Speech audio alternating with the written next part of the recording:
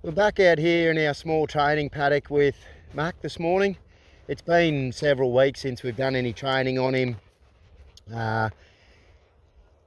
but he's had heaps and heaps of practical work in between. So Mack's actually a decent work dog by now, and you guys are seeing plenty of that as the videos come online, and there's a lot more to come. So Mack's establishing himself as a decent work dog. I guess as far as formal training goes, there's a few more things that I'd like to really work on, particularly in the short term. The first one is just lengthening his outrun more formally, here Mack, and working on his driving. So we've already introduced some driving with Mack, and we are doing some outruns, and they're okay. A little bit of one-sidedness there, which you guys have seen. But yeah, basically, Mack, we just want to get him running out really well on both sides more formally, and working on his driving for now. So we'll get into it.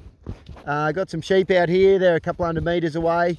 So what I'm going to do, some advice that I've given you in the past is to generally, here Mack, begin a session sending your dog to their stronger side, but at some point we need to be able to send our dog out to their weaker side. And look, hopefully after a few sessions they don't have a stronger or weaker side, and I might be overemphasising this for the sake of you guys, but Mack definitely runs better out to his right hand side on the anti-clockwise than he does to the left hand side, which is the clockwise. So I'm not going to overanalyse that.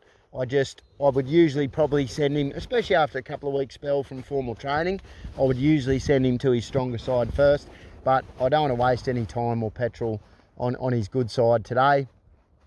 I'm going to send him to what I think is his weaker side. He may surprise us. But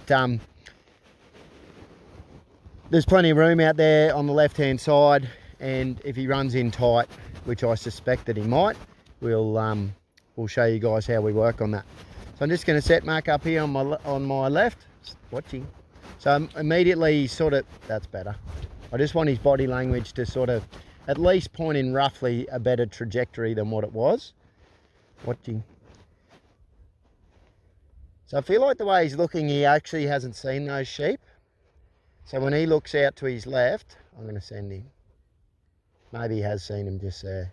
Watching. No. Watching. I want him to think when he departs. Watching. That's pretty good. I don't think he's seen him. So he just paused there. I said nothing, and he did the right thing. So he's given lots of room here. Not quite enough.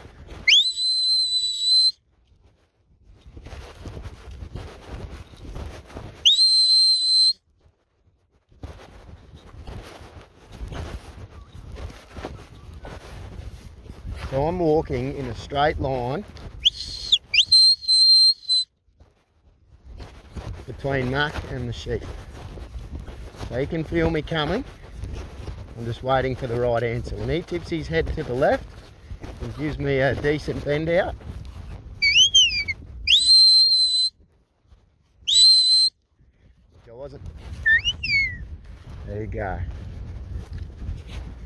There you go. I'm really glad we caught that on camera. That was great. So it's too exaggerated now, but I'd rather that for now with a dog like this than the opposite. So I'm just going to position myself in the middle of this paddock here. He's lost the sheep now. He's still looking. Yeah, he's found him.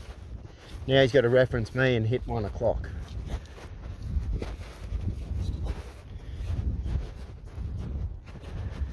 Hey!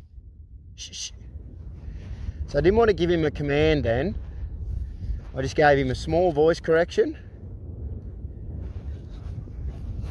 Might steady him here.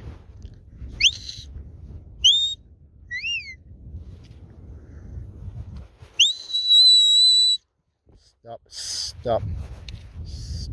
So I'm just going to recap that for you guys.